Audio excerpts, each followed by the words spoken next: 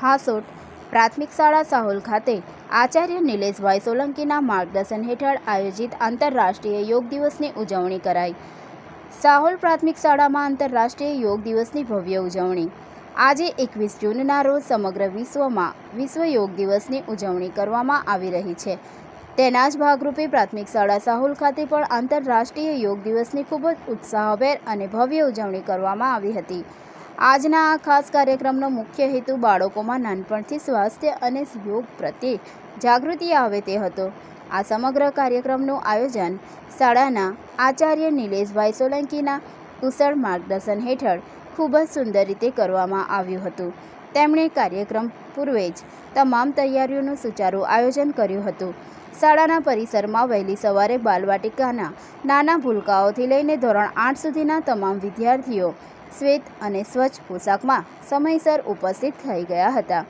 આ કાર્યક્રમમાં આચાર્ય નિલેશભાઈ સોલંકી, તમામ શિક્ષકગણ, આંગણવાડી પરિવાર, બાળકોનો ઉત્સાહ વધારવા જોડાયા હતા। કાર્યક્રમની શરૂઆત સવારે પ્રાર્થના દ્વારા પવિત્ર વાતાવરણમાં કરવામાં આવી હતી। આચાર્ય નિલેશભાઈ સોલંકી દ્વારા ઉપસ્થિત સૌ બાળકોને યોગનું મહત્ત્વ સમજાવવામાં આવ્યું હતું। તેમણે પોતાના પ્રાસંગિક ઉદ્બોધનમાં જણાવ્યું કે તંદુરસ્ત શરીર અને તેજસ્વી મગજ માટે યોગ ખૂબ જ જરૂરી છે। ખાસ કરીને વિદ્યાર્થી જીવનમાં એકાગ્રતા અને યાદશક્તિ વધારવા માટે યોગ આશીર્વાદરૂપ સાબિત થાય છે। યોગાભ્યાસ સવારે ક્રમબદ્ધ રીતે સામૂહિક યોગાભ્યાસ શરૂ કરવામાં આવ્યો હતો। નાના બાળકો માટે સરળ આસનો બાલવાટિકા અને પ્રાથમિક વિભાગના નાના બાળકોએ ઉત્સાહપૂર્વક આસનો કર્યા હતા। ધોરણ 6 થી 8ના વિદ્યાર્થીઓએ સૂર્ય નમસ્કાર, ભુજંગાસન, વજ્રાસન અને પદ્માસન જેવા અઘરા આસનો ખૂબ જ સુંદર રીતે કર્યા હતા। આસનો બાદ તમામ બાળકોએ સાથે મળીને અનુલોમ વિલોમ, ભ્રામરી, પ્રાણાયામ કર્યા હતા અને ત્યારબાદ 2 મિનિટ માટે મનની શાંતિ માટે સામૂહિક ધ્યાન ધર્યું હતું।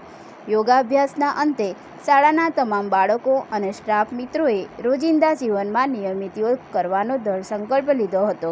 સમગ્ર વાતાવરણ યોગ ભગાડે રોગના નારાઓથી ગુંજી ઉઠ્યું હતું। કાર્યક્રમના અંતે બાળકોને પૌષ્ટિક અલ્પાહાર આપવામાં આવ્યો હતો। આમ આચાર્ય નિલેશભાઈ સોલંકીના નેતૃત્વમાં પ્રાથમિક શાળા સાહોલ ખાતે બાલવાટિકાથી ધોરણ 8ના બાળકો માટેનો આ યોગ દિવસ અત્યંત પ્રેરણાદાયી, શિસ્તબદ્ધ અને યાદગાર રહ્યો હતો।